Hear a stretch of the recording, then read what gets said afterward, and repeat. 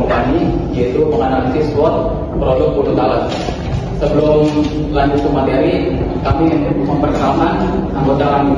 Yang pertama, saya sendiri yaitu Sen, rekan yang kedua rekan saya. Saya Elva Farfadir.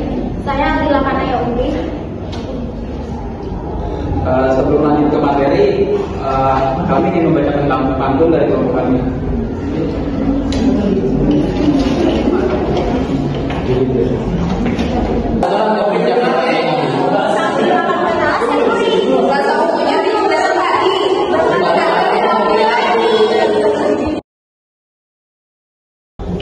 Saya di sini akan menjelaskan tentang strength atau kekuatan. Yang pertama ada unik dan khasnya, yaitu rasa talas yang khas dan unik memberikan keunggulan kompetitif. Kue talas memiliki cita rasa yang unik dibandingkan dengan kue konvensional lain, sehingga menjadi daya tarik tersendiri bagi konsumen. Yang kedua, lalu ada potensi pasar luas, yaitu banyak orang menyukai rasa talas sehingga pasar potensial cukup besar. Produk berbasis bahan alami dan tradisional saat ini banyak diminati konsumen yang peduli dengan kesehatan.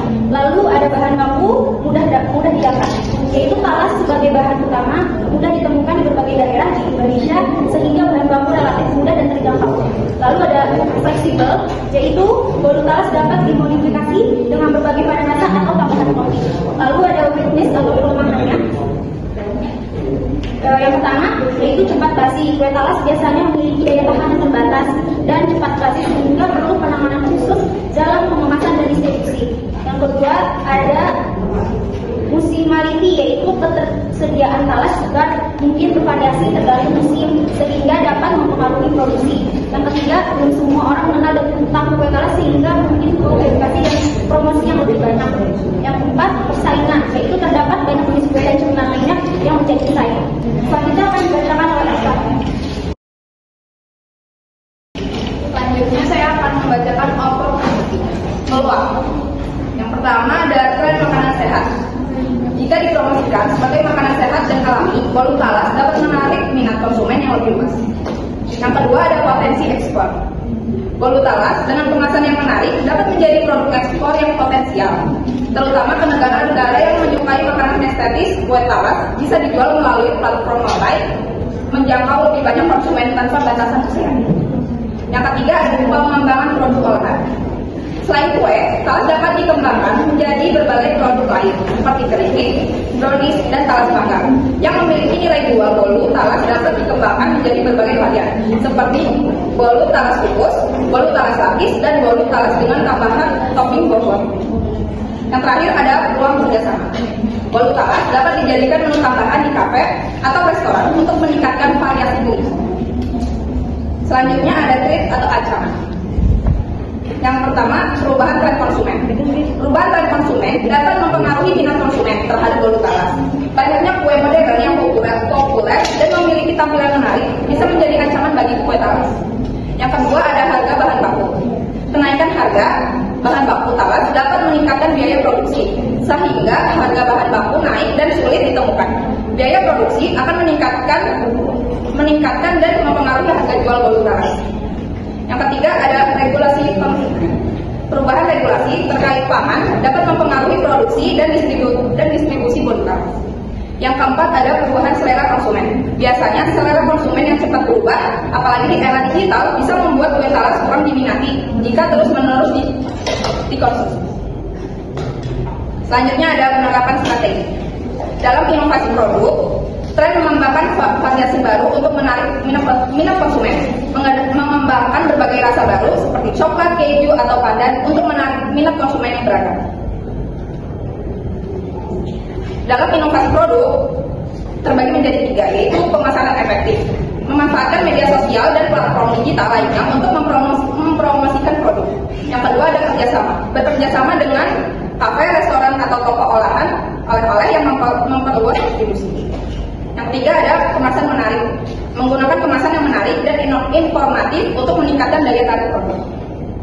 Selanjutnya ada fokus pada kualitas, menjaga kualitas rasa dan tampilan bolu talas untuk mengembangkan reputasi yang baik, memanfaatkan bahan baku berkualitas dan alami seperti talas segar yang tidak hanya menambahkan nilai gizi tetapi juga menarik konsumen yang peduli kesehatan. Yang terakhir ada program loyalitas. Kita dapat mengadakan pameran atau bazar untuk memperkenalkan produk pelanggan melalui program diskon atau hadiah untuk pembelian tertentu. Selanjutnya,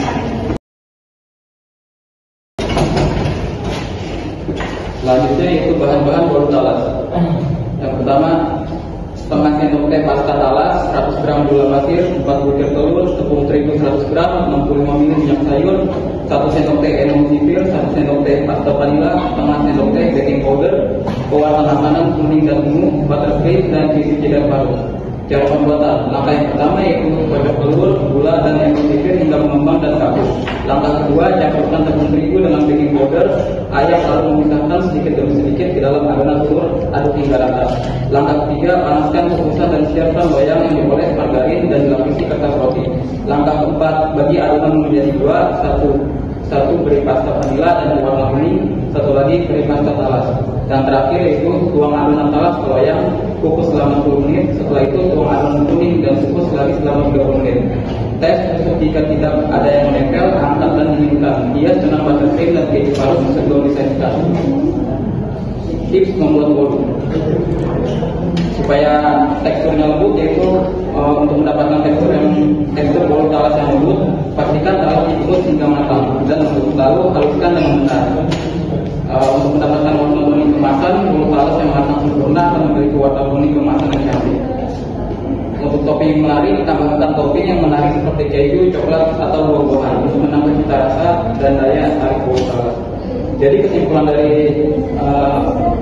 produk PPT kami yaitu bolu talas memiliki potensi besar sebagai peluang bisnis yang menjanjikan. Dengan memanfaatkan kekuatan peluang dan strategi yang tepat, bolu talas dapat menjadi produk yang sukses dan diminati oleh konsumen. Sekian presentasi dari produk kami. Apakah ada yang ingin bertanya atau menanggapi? ya sebelumnya sekarang dulu dong.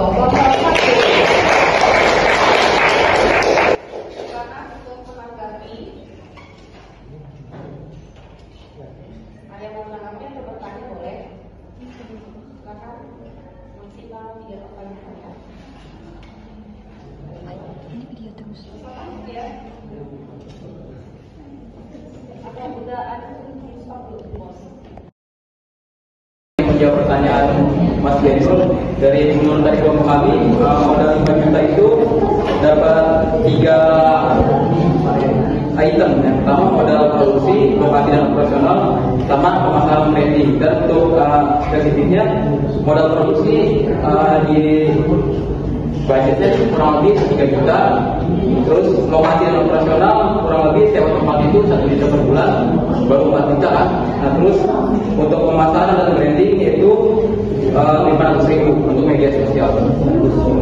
Jelas kan? Jelas.